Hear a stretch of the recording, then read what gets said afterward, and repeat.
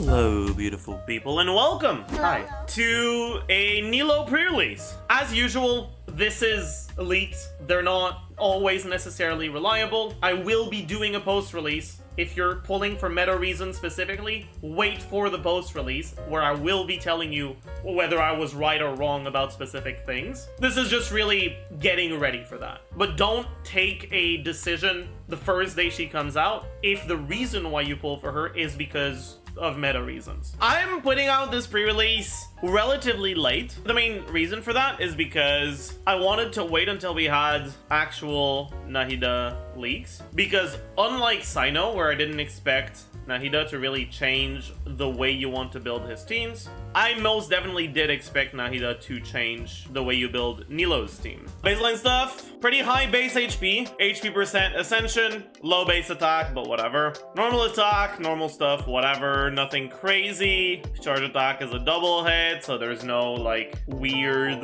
wannabe Hu-Tao stuff with C6 Bennett that's gonna be possible. I think before we read the E and the Q, we should read the passives. So when all characters in the party are Dendro or Hydro, and there are at least one Dendro and one Hydro character. So in other words, if you have 4 Dendro units in your party, it's not going to work. If you have 4, I mean, you can't have 4 Dendro units, but if you have 4 Hydro units in your party, this passive isn't going to work. If you have at least one Dendro and all of your stuff is Hydro and Dendro, this passive will work. So basically what it's saying is your party needs to have Hydro and Dendro and only Hydro and Dendro in order for this passive to work.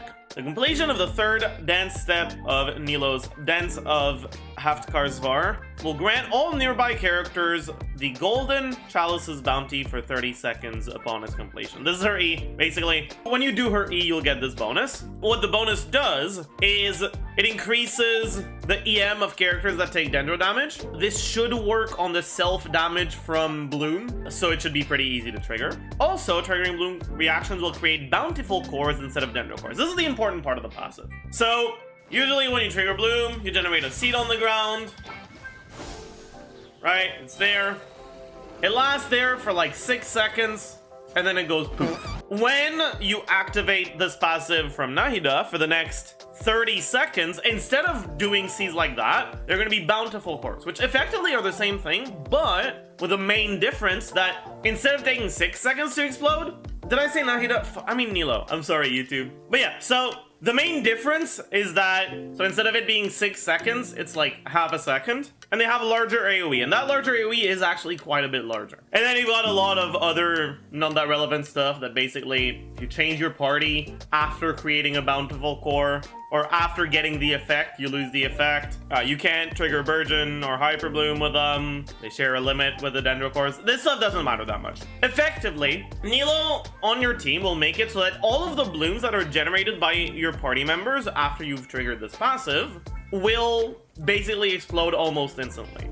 Her second Ascension passive is that for every 1,000 points of HP above 30k, you'll gain 9% damage to your bountiful cores. So if you're at 31,000 HP, you're gaining 9%. 32,000, you're getting 18%. 40,000, you're gaining 90%. The maximum you can increase is 400%, which would happen at like almost 75k HP. You're not reaching that free to play, basically, so it doesn't really matter for most people. Now, putting aside balance for a second, I want to talk about design, because I think this is really, really bad design. I think it's an incredibly lazy way to go about pushing Bloom teams. I would rather if instead of it being like, either you have it or you don't, it was like, if you have one character that isn't Dendro or Hydro, instead of it being like almost instant, in like half a second, it's gonna take you like 2 seconds to explode instead of the usual 6, right? So what I would have liked to see, I've talked about this in a previous video, I believe, but instead of it being, if you have 3 other party members that are Dendro or Hydro, you gain like basically 90% faster blooms, or they take 90% less time to explode. I would have liked if it was 1, 2, 3, and it was 30%, 60%, 90%. That would have been nice. That way, if you really like a character, you could still play them on your team, and you wouldn't get punished for putting them on your team. If you wanted to have grouping, or wanted to have a shield, you'd be able to play them. But as it is, I mean, it's very clear why they went this direction with her design. when you limit the roster to only Hydro and Dendro characters, and you have only a certain amount of Hydro and Dendro characters that work with this, if you don't have those Hydro or Dendro characters, you gotta wish for them. And I think that that's the biggest danger with Nilou, is that her power level is going to vary quite a lot depending on whether or not you have the other good Hydro and Dendro units that will work with her, most of which will be 5 stars. So if you're just pulling her for her character, whatever, have fun. But if you're pulling her because you think the playstyle is fun, or you think the playstyle looks cool, and you don't already have enough Primogems to pull for the pieces of support she'll receive later, my advice to you would be wait for her rerun. Make sure you have the pieces that surround her before you actually get her. Because I would expect her to feel very frustrating to play if you don't have the units that work well with her. Anyways. Her E enters the Pirouette state, dealing Hydro damage to nearby opponents based on Nilou's max HP. While she's in the Pirouette state, Nilou's normal attacks and elemental skill will cause her to enter the sword dance and whirling step stances respectively. So basically, you press E, and then after that you can either mash your normal attack button or mash your skill button, your E button. Either way, the damage you do with that will be considered elemental skill damage. Her third attack, after using her E, will end her E stance and will give her a buff based on whether she normal attacked or she pressed E. So to simplify this, you press E, it's like Hydro Infusion for 3 attacks. You can either do 3 normal attacks or 3 skills. And once you've done that, depending on which one you've done, you get one of 2 buffs. Sword Dance is normal attack. So if you've been doing normal attacks, you deal some Hydro damage in front of you. And then you can basically do it again. So effectively, if you keep mashing your normal attacks, what you gain is kind of like a, not permanent, but you can just keep reusing it over and over. You'll press E, you'll do your 3 normal attacks, and the buff that is going to give you is just going to let you keep doing your 3 normal attacks over and over and over. The E one is, it leaves an AoE Hydro thing that applies Hydro to opponents. Very much like Barbara's E, but with what seems to be a bigger range.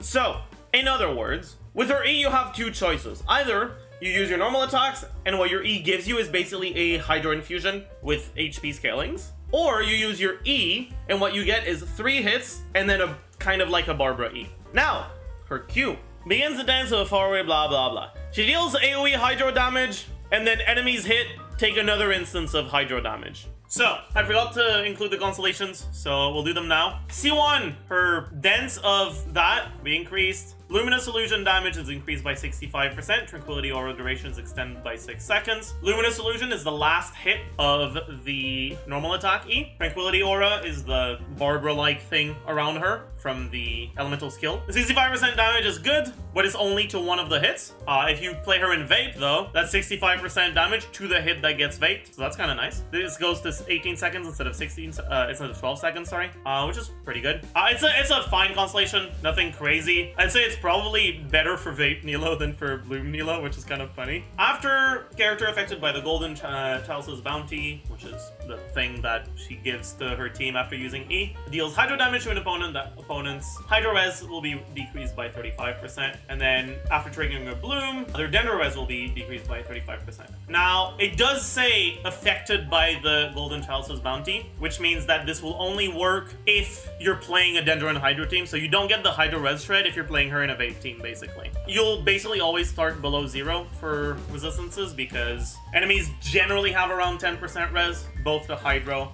and Dendro. But then if you use something like Xingqiu, and then with Dendro, you got the res shred from the set bonus that you have. And then with Nilou, remove another 35. So the damage increase is 17% on your Hydro damage if you have Xingqiu, and then 16 on your Bloom damage. If you don't have Xingqiu, it's about 25% to your Hydro damage. It's nice. It's nothing crazy. Talent damage doesn't matter much. After the third dance step hits opponents, Nilou will gain 15 energy, and damage from her burst will be increased by 50% for 8 seconds. So it makes her burst deal more damage. Kinda eh.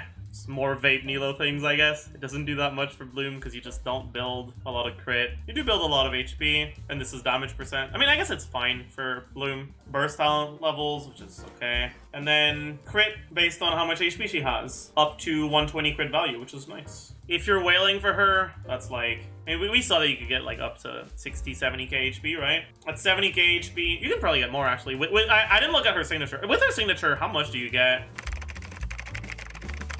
Around 70k. It's not HP above 30k like her talent is, right? So you don't need that much to max it out. It's what, 30 divided by 0.6? 50k to max it out? Yeah, you're fine. So pretty easy to max out, and so it's 120 crit value, which if you're building her full HP, you'll start at maybe... You go triple HP, a 50% damage increase. If you go crit, 40% damage increase. The biggest thing is, it doesn't apply to your blooms, and her base damage to begin with isn't that great. In conclusion, she's got a pretty decent C2, pretty underwhelming for all the rest, because while it can be good numbers, her personal damage doesn't start high enough for those good numbers to make that much of a difference in your team DPS. They're obviously not like useless if you do want to make her work. As usual, 5-star Constellations are not worth it. Don't spend money on this shit game. If you got more than one character that you like, don't go for Constellations on 5 stars because you might like a character that's coming out soon and then you won't have enough free modes for them. So I'll basically never recommend a 5-star Constellation. I think that within 5-star Constellations,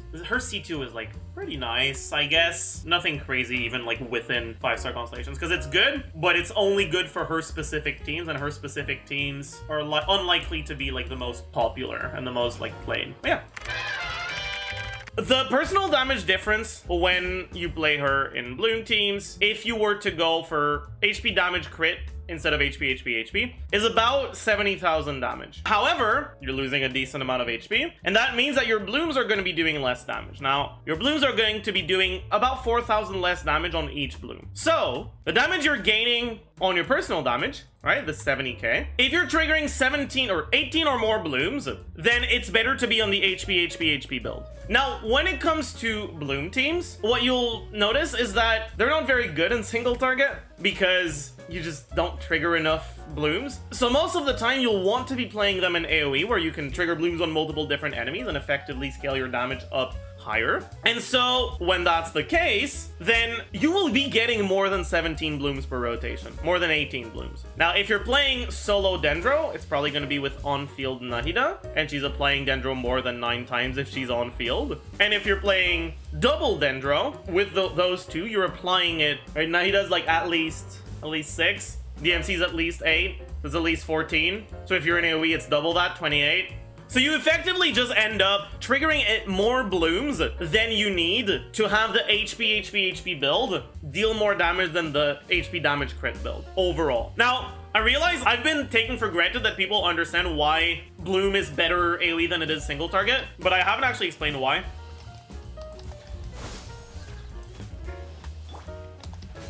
Alright, so as you can see, we're generating 2 seeds, and if those seeds explode, right, they're both, okay. It actually deals the damage 1 per seed to the enemy. So even though we only triggered Bloom 1 time, we're doing 2 instances of Bloom damage. If you're in single target, you'll only get 1. It is capped out at 2 though, so if you generate 3, it's not going to be better than if you generate 2. But yeah, that means that when you're against 2 targets, your damage per target goes up. With that in mind, okay, we're going the HP build. Cool. But if you're going the HP build, then personal damage doesn't matter as much. Which means that weapons like Festering Desire lose some value. So if I remove the stats that you gain from Festering Desire, the amount of damage we're losing is about 27k. The amount of DPS we're losing is about 1.4k. Now that amount of damage is actually small enough to be able to justify using a support weapon instead of a carry weapon on your Nilou. Support weapons can actually end up being better, even on on-field, right? Because all of this is on-field Nilou. If you're not on-field Nilou, her personal damage fucking tanks, right? To 2.3k. And then that's even more of a reason to go Favonius.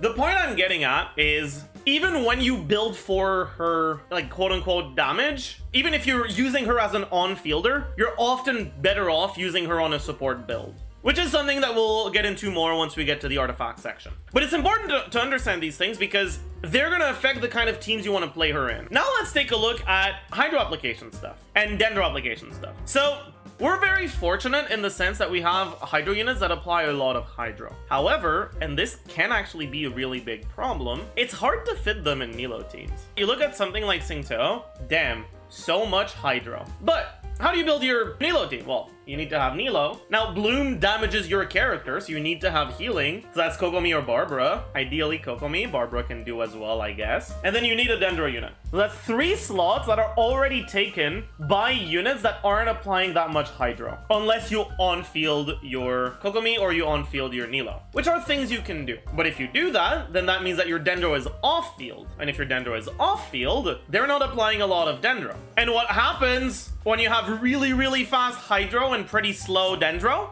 Well, what happens is you get a Hydro into Dendro, and that only creates 1 core. Whereas if you do Dendro into Hydro, you can get 2 cores. In other words, if you're on-fielding your Hydro and you don't have that much Dendro, that hurts the amount of cores you can generate. So, assuming you try to go for really fast Hydro, right? I can't test it, but let's say you're playing Nilou, you're playing Nahida, you're playing Dendro MC, and you're playing Kokomi, right? Let's say that's your team. And by some miracle, you manage to have your Dendro always being the trigger. Nahida is going to be applying 1 every 4 seconds for the Dendro. So in a 20-second rotation, that's 5. Maybe you can fit E-casts into your rotation. So maybe you can add 2 E-casts, right? So that's 7. Dendro main character gets maybe 2 E-casts as well. And then another 6. That's at most 15 blooms per rotation. If you're an AoE, that's 30. Now, assuming you go for like max EM stuff, let's say up to 1200. So bloom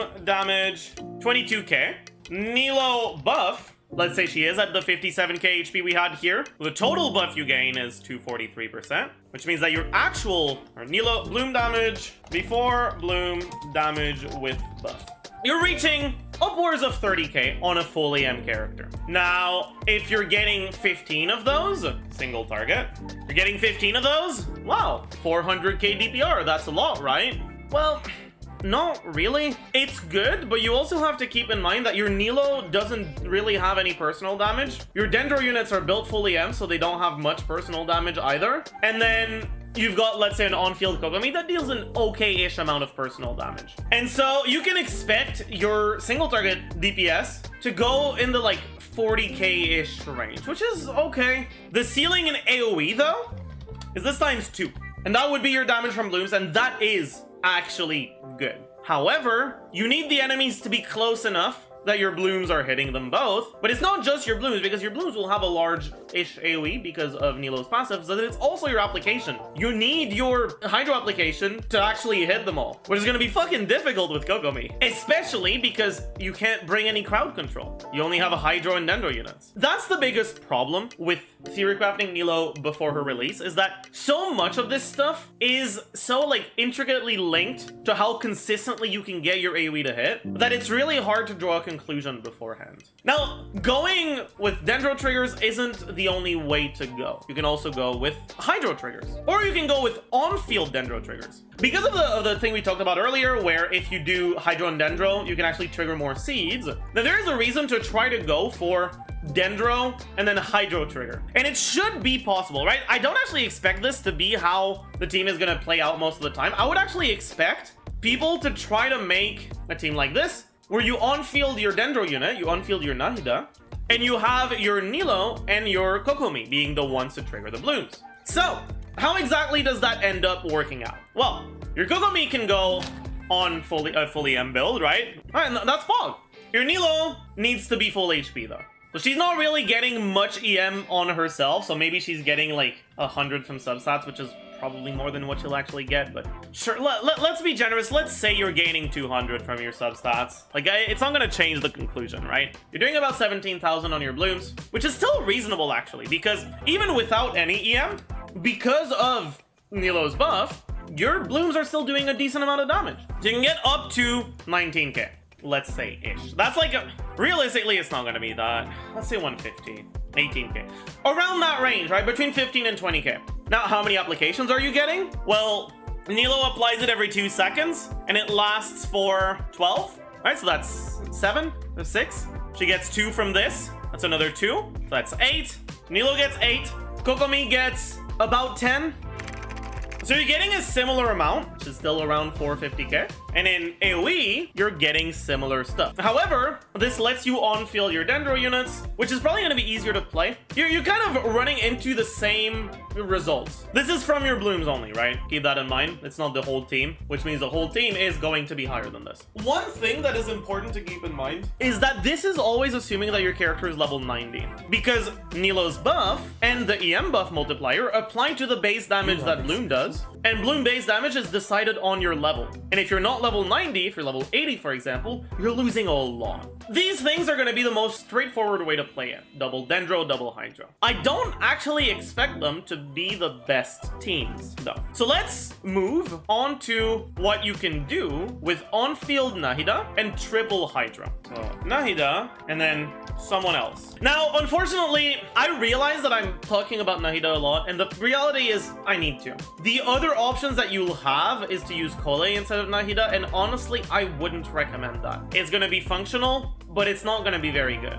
I mean, it can still be very good inside of its niche, which is when enemies are grouped up naturally together and there's more than one enemy. That's not a situation that's all that common when you don't have a grouper. And if you wanted to use Stefnari, like, technically you could. Thing he will generally just be applying it too fast in a row. You're gonna be losing out on some blooms. Do keep in mind that this is incredibly speculative because I haven't seen any footage of Nilou plus Nahida.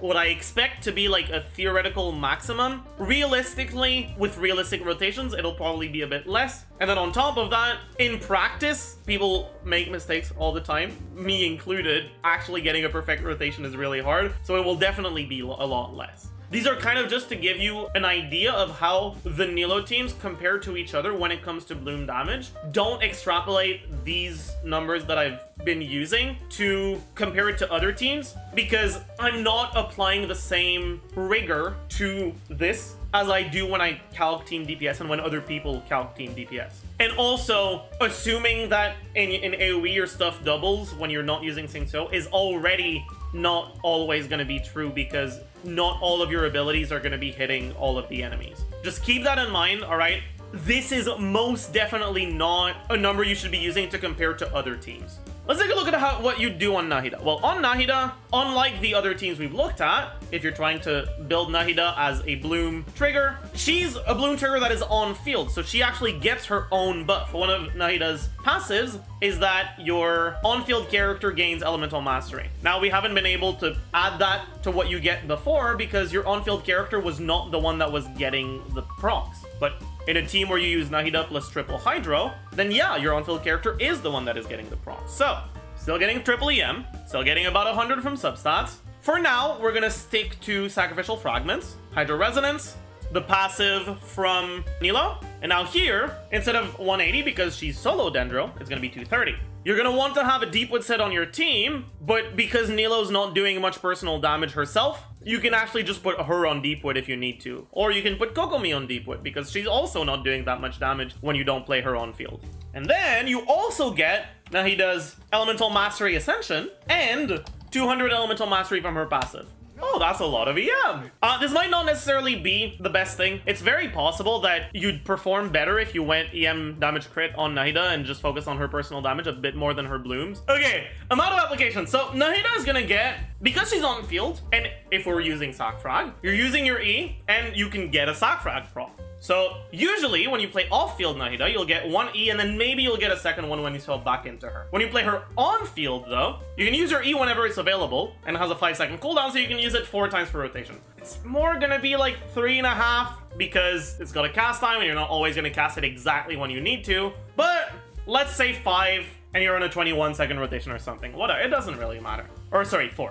Then from the Sac Frag, you get another one. And then you get the normal E stuff, which is 1 app every 4-ish seconds. So that's another 5. But that's just from her E. Now, she's also going to be doing normal attacks and potentially charge attacks. Now, it's hard to tell exactly how many you'll get because she's not out, obviously. And we haven't had that much footage on her combos just yet. But I would expect about 10 applications from her normal attacks and charge attacks. Which, as you can see, translates to quite a bit of damage, actually, if you can actually manage to do this. Now, unfortunately, in order to do this, you need to always have Hydro on the enemy. And if you're applying this much Dendro, it's very possible that you don't have Hydro on the enemy one of the times you're applying Dendro.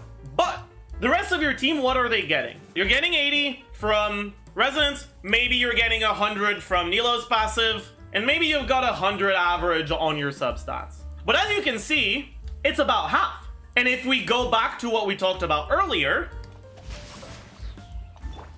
Hydro and Dendro, 1 seed. Or sorry, Dendro and Hydro, you get 1 seed. But Hydro and Dendro, you can get 2. So, even if you accidentally apply Dendro 2 times in a row, you don't actually get punished. You're effectively doing half the damage with your seeds, but you can generate 2 instead of 1, which kind of ends up being the same amount of damage. Which means that if you accidentally apply Dendro 2 times in a row, you're still getting your seeds. Where this could become a problem is if you apply Dendro 2 times in a row, and then you don't actually remove that Dendro with Hydro, because your Hydro isn't slow enough. And in that case, you would end up actually losing out on seeds. Which means that your last Hydro unit needs to be someone that applies a lot of Hydro. For example, Xingqiu. Xingqiu can apply a lot of Hydro. So he's gonna help you make sure that that doesn't really happen that much. Realistically, it's still probably gonna happen 3 or 4 times in your rotation. So maybe 3 or 4 of these applications, let's say 4 of these applications, instead of becoming 8, they become 4. And then another 5 of the applications, you actually manage to remove the stuff properly, and they become 10.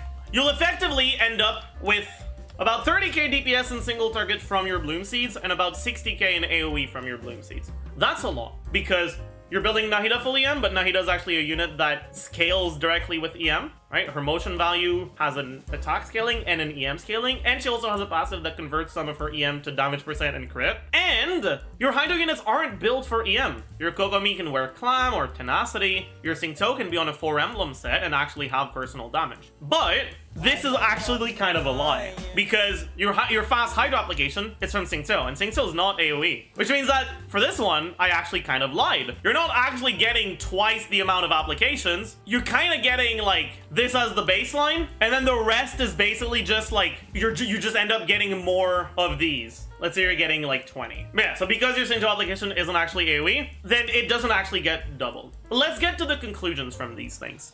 So you basically have a few options when it comes to playing Nilou. You can go for 2 Dendro, 2 Hydro. What can you do? You can do fast Dendro, Hydro trigger with an on-field Dendro unit, or slow Dendro, Dendro trigger with an on-field Hydro unit. They're both going to be fine. Obviously, if you're doing Dendro trigger, you want to build your Dendro units with full EM, and if you're doing Hydro trigger, you want to build your Hydro units with full EM. The main issue with this is that you need to specifically have both Nilou and Kokomi. Technically, you can make it work with Barbara, but it is going to be somewhat lackluster because Barbara's application doesn't have a very large range and you don't have a grouper. Whereas Kokomi's Hydro application from her jellyfish, the AoE on it is a lot larger than what Barbara can have. And then your other option is 1 Dendro, 3 Hydro.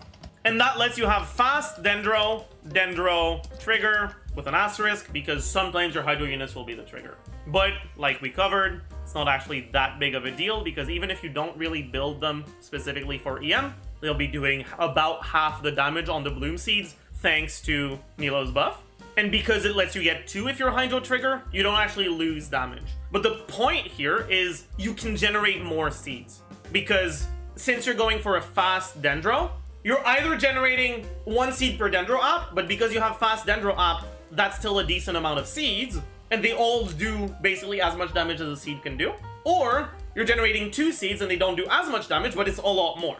So effectively, going fast Dendro, Dendro trigger lets you have basically as many seeds as you can. Kinda. Technically, in the future, we could have 3 Dendro, 1 Hydro, fast Hydro, Hydro trigger. I mean, even then, right, it's not really doable, because Nilou, like, your Hydro would have to be Nilou, and Nilou doesn't have fast enough Hydro. So I guess it would still be 2 Dendro, 2 Hydro, and you could have fast Hydro, Hydro trigger, but you need to have Dendro so fast, and we just don't have that right now. Technically, there is a way to do that. You can do Nilou, Dendro main character, Nahida, Xingqiu, But like, A, you don't have a healer, B, Singso's app is only single target. I mean, technically you could do it with Child as well, but then you don't have fast enough Dendro. You need to have an on-field Dendro with what we have right now. Basically, we don't have good enough off-field Dendros in terms of application to be able to do this with an on-field Hydro, so it has to be an on-field Hydro, and all of our good off-field application is single target. So it just doesn't synergize well with this thing. It just, it doesn't synergize well with Bloom things. Basically, all of these options kind of rely on Nahida.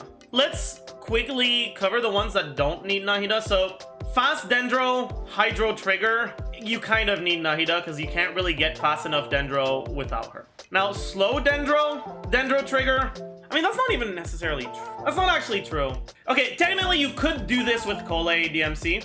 It's doable, but like I talked about earlier, Cole's AoE is like so fucking weird. You will not be gaining all the value from the AoE Bloom stuff, which means that she's really not ideal. And this one is not really doable right now. And then this one, Cole is definitely not enough. Like, she can function inside of it, but she's not good inside of it. So, unless you just really, really like her character, unless you already have the Primo Gems to go for Nahida as well, don't go for Nilou. So just to make it very clear what I'm talking about when I get to the team section, I'll actually be calling these things. This is basically double Dendro, EM, Kokomi. This one, double Dendro, EM, Nahida / DMC. And this one, solo Dendro, EM, Nahida. So let's get started on the like actual list of things. Let's start with weapons. Obviously, her signature weapon will be her best in slot. Mistsplitter, it's a personal damage weapon, and even as a personal damage weapon, it's not a great option. Jade Cutter, okay. It is also a personal damage weapon that gives you HP at least, so it does increase the amount of damage you gain from blooms, but I would still generally not really focus on it. Now, one of the biggest things to remember is that her energy generation is actually not that good. So you get 4.5 on average particles. You get 4 guaranteed and then 50% chance for a fifth one. Which is okay. It's not a lot though. Which means that if you want to be using her burst every rotation, you'll need to build some ER. And what you'll notice once we get further down the line is that a lot of the other weapons do give you ER. So let's actually look at the rest. Look at Freedom's Horn. Freedom's Horn does not give you ER, but it's still an okay choice because it gives you attack percent and it gives you damage percent on your normal and charge attacks and plunge attacks, I guess, on the rest of your team. If you end up playing her in a team where you use, for example, on-field Nahida, that normal attack damage percent isn't useless. It's not good. It's not bad. It has an EM substat, so if you end up accidentally proccing or intentionally proccing blooms with Nilou, that's increasing the damage. All in all though, it's not really something I'd recommend. Xiphos, which is gonna be the 4-star weapon that's on her banner, is actually pretty good.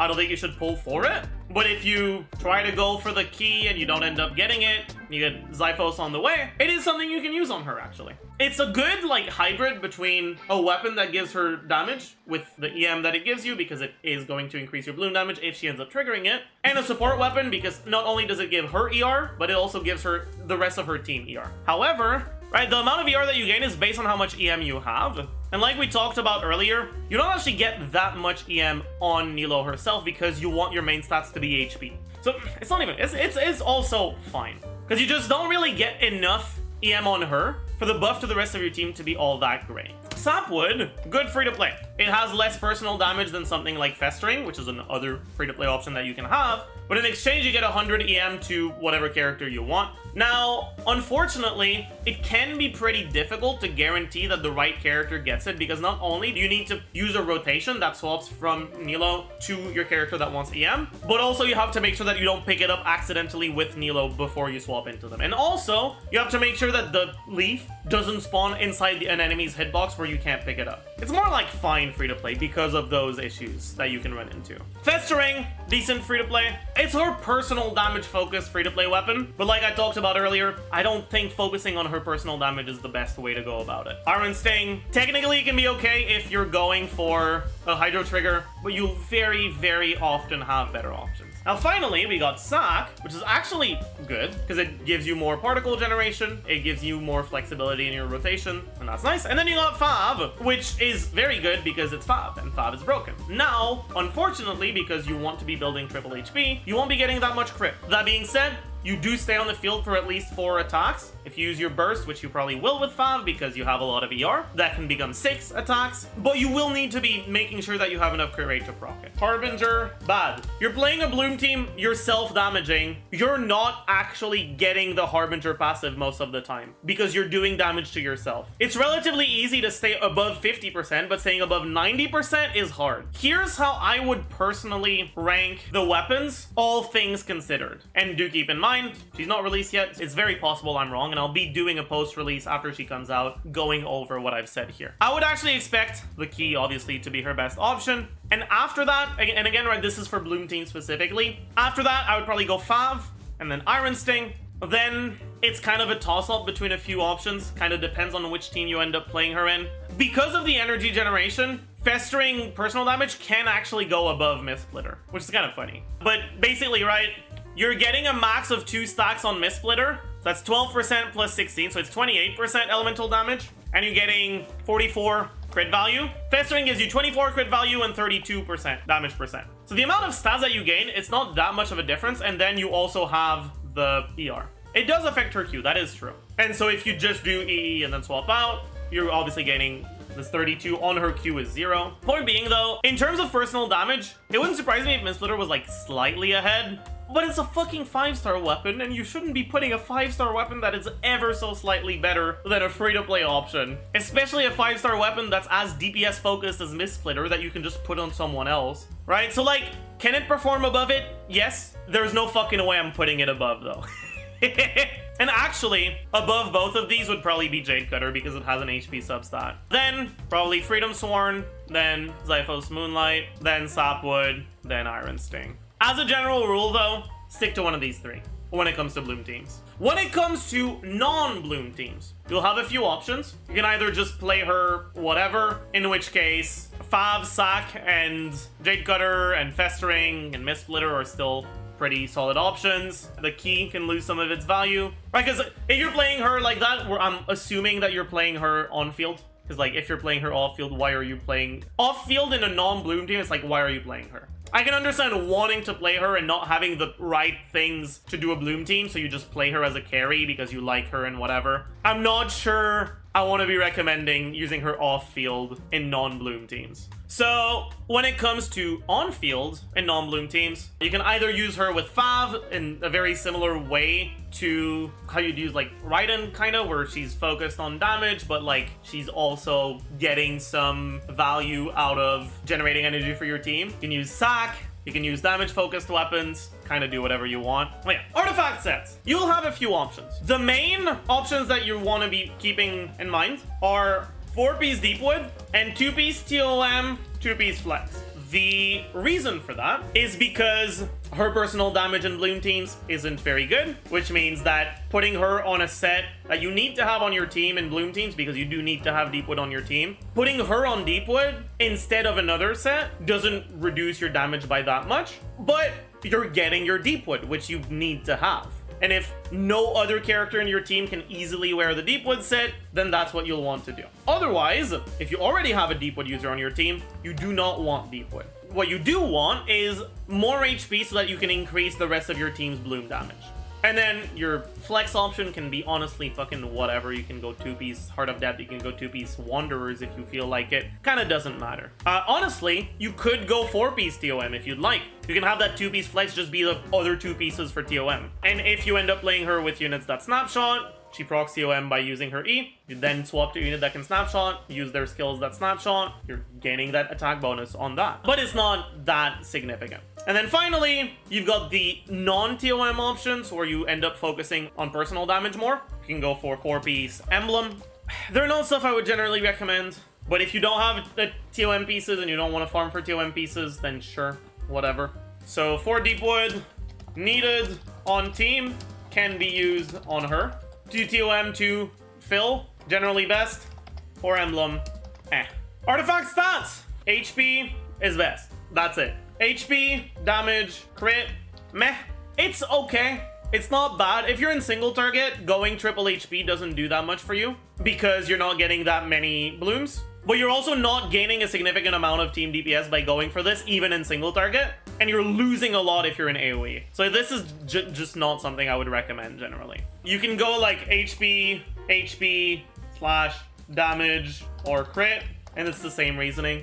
This is obviously assuming you're not reaching the cap. If you're somehow reaching the cap, then sure, you can go HP damage, HP, or HP crit. You can go ER HP, it's kind of cope. You're better off going HP, and using your burst every other rotation than going for high ER and using it every rotation. You lose too much by going an ER sense. Then we get to teams. Hydro, trigger, bloom. Dendro, trigger, bloom. Off field, Dendro, trigger, bloom. On field. Right, so basically this is you on field a Hydro unit, and you have Dendro units triggered from off field, and this is you on field a Dendro unit. Now let's get into the more questionable teams. So you can go forward, Vape, Nilou. If you look at her scalings, right, you can see 5.68, 7.7, 8.7, 12.2. The biggest hit is the third hit of the 3-attack combo, and the way that her internal cooldown works is her skill initial cast, as far as I understand, shares internal cooldown with her first hit. Now what that means is because of hit rule, if you do E N3, you'll vape your initial E, and then you won't vape your N1 and you won't vape your N2, but you will vape your N3, which is your biggest hit. Which means that them making the initial E cast share ICD with the attacks is because they wanted you to be able to play Vape Nilou if you want to. Something that a lot of people might not actually know, because it's kind of like, is that if you have slow, relatively slow Hydro, decent speed Dendro, and fast Pyro, you can actually play a forward Vape Burgeon team. I'm gonna try to showcase it. Now, unfortunately, Dendro main character's burst kind of gets fucked when you apply Pyro to it, which means I'll have to infuse it by other means. And so I'll be using my Ayato on Sacrificial Sword instead of a damage sword, because I need to apply Hydro to the thing to protect it.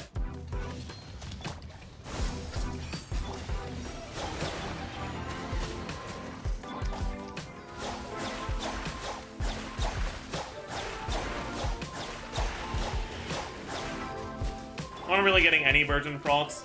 But we are getting our Vapes to actually happen, right? We are getting Vapes, and we're getting relatively consistent burning. Is this good?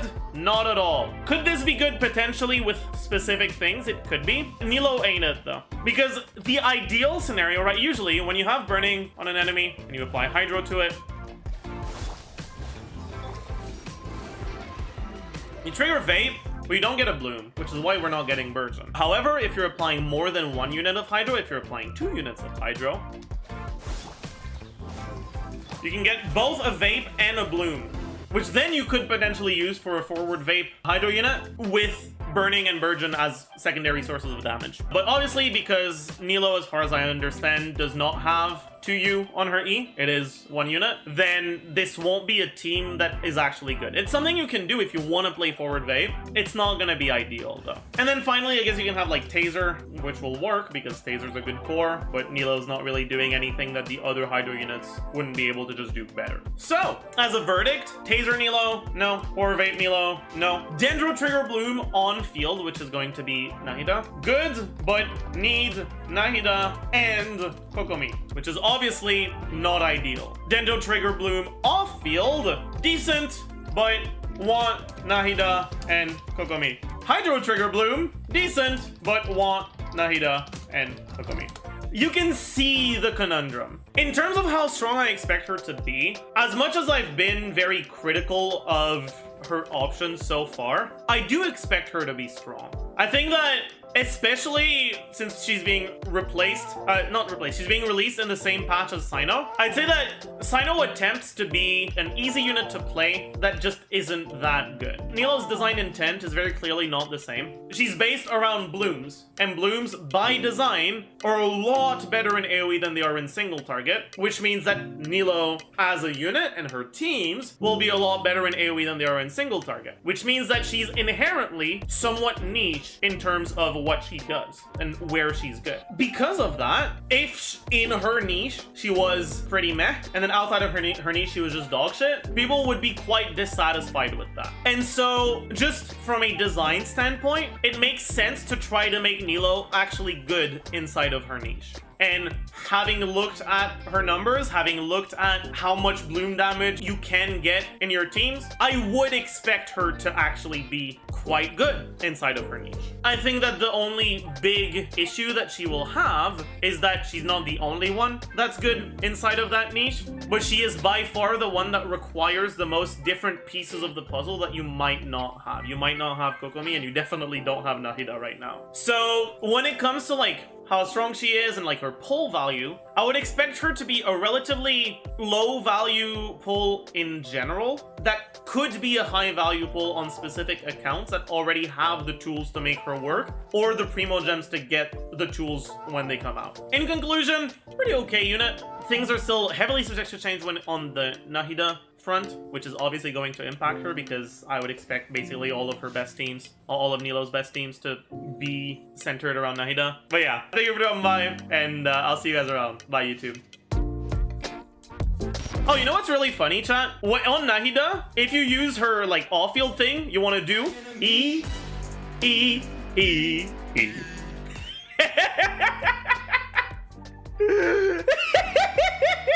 Wait, did I say Nahida? I think I said Nahida instead of Nilou. Fuck!